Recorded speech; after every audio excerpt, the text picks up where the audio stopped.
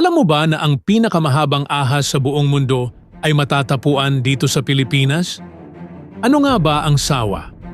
Ang sawa o python ay tumutukoy sa isang pamilya ng malalaking ahas, Pythonidae, na kilala sa kanilang sukat at lakas.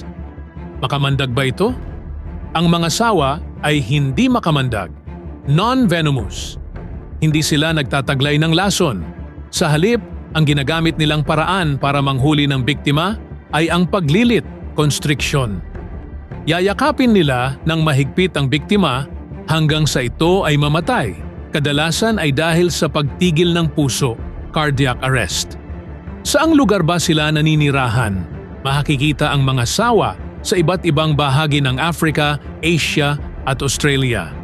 Mas gusto nila ang mga tropikal at subtropikal na lugar tulad ng kagubatan, damuhan, mangrove swamps at madalas silang matagpuan malapit sa tubig.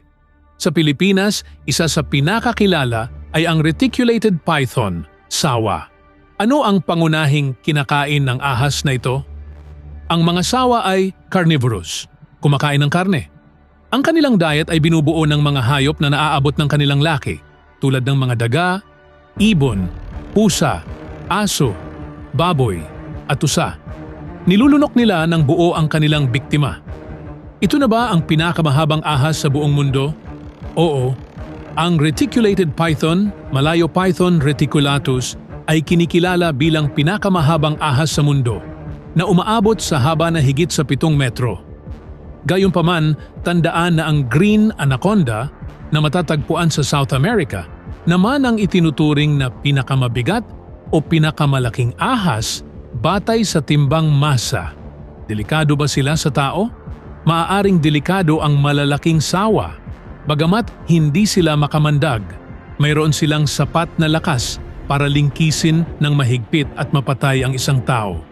Gayunpaman, bihira ang pag-atake ng sawa sa tao.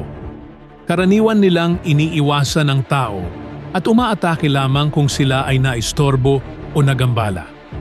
Mahalaga ang pag-iingat at umiwas o dumistansya sa kanila upang manatiling ligtas at malayo sa panganib ang iyong buhay. Kung nag-enjoy ka sa quick breakdown na to, i-like mo na, i-share mo na rin sa kapitbahay mo na takot sa ahas. At i-follow mo na rin ako para sa iba pang real talk nature facts na hindi textbook vibes. Stay safe, stay sharp, and stay curious. See you sa next video.